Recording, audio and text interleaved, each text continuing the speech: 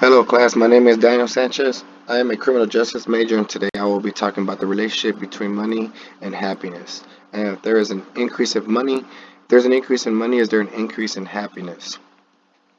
Today, for this PowerPoint, we will be looking at literature reviews, my hypothesis, the data that I collected from both qualitative and quantitative data, limitations from my research, and future recommendations for my research.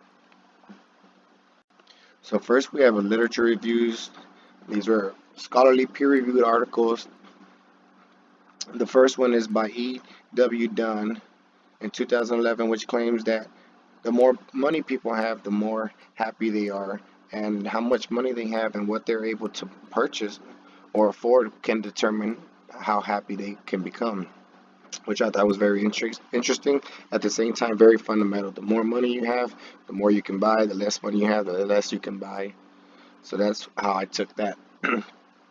Although in 2010, there was a survey that was completed at a university for 127 students that that asked about their pursuit of happiness through time, money, and social connections. The results that came from the laboratory and field experiments revealed that time affects the pursuit of happiness, which we hear all the time. Time is money, money is time. And how do we prioritize our time? Well, through this research, prioritizing time with family and friends were sometimes more important than working, and vice versa. Some other people would rather work and make money than spend time with family and friends.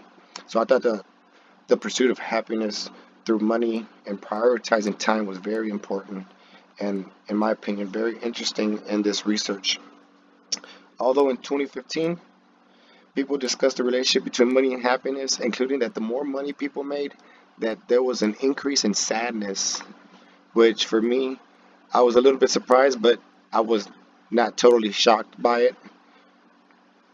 So I wanted to give different perspectives on how people gain happiness through money, whether if it was just more money, how they spend their time, or would you rather go to work on the weekend or spend time with your family, and what is more important to people. And sometimes, according to Koshev, the more money they have, sometimes it can lead to an increase in sadness. So that was also very interesting because in my hypothesis, I believe that the more money people have, the more happier they were. Although I did think this was a negative hypothesis because then people become dependent on money to make sure that they are happy. And whenever you become dependent on something, it can be a negative thing. Um, so I believe that money was an independent variable and happiness was the dependent variable.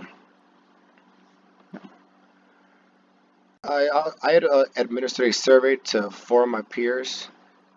I interviewed one of them, but through my interviews, through my surveys, I found that 60% of my peers found more happiness spending money on other people rather than themselves, and the other 40% prefer to spend money on themselves. I thought that was very interesting. Although during my phone interview, one of my peers said that his career job was strictly based on money and that money was the most important factor in choosing his job. Although I really appreciated this answer because I felt it had a lot of honesty. Although it may not be very popular, it was a very honest answer, and honest is what we're looking for. So one of my peers chose that their career job was very important to them, and one of the main factors was money. There were some limitations on my research. One of the biggest limitations was not being able to survey more people or interview more people that were not necessarily college students. During the COVID-19, now, a lot of people aren't able to get out a lot and just talk to whoever or interview random people that you actually don't know versus, peers and people from school that may feel a little bit more comfortable opening up to you or answering certain questions versus asking random people or the public.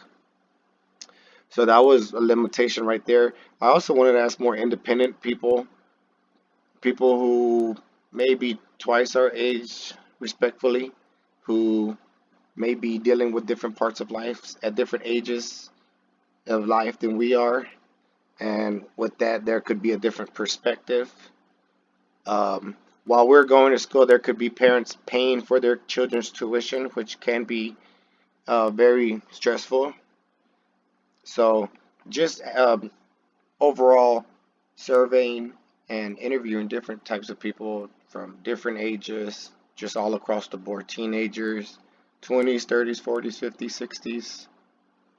That would have been a great thing.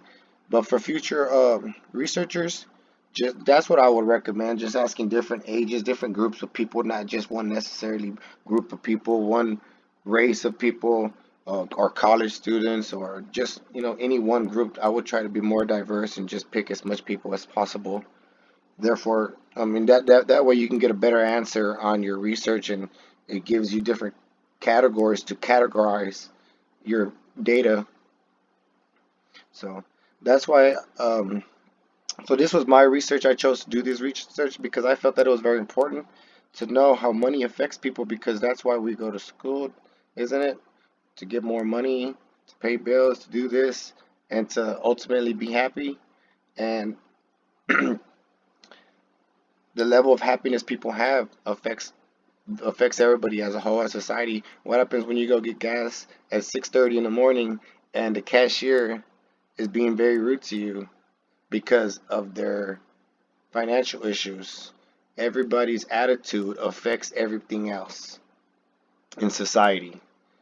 So I felt that it was important to know how money affects people's happiness as a whole. The end.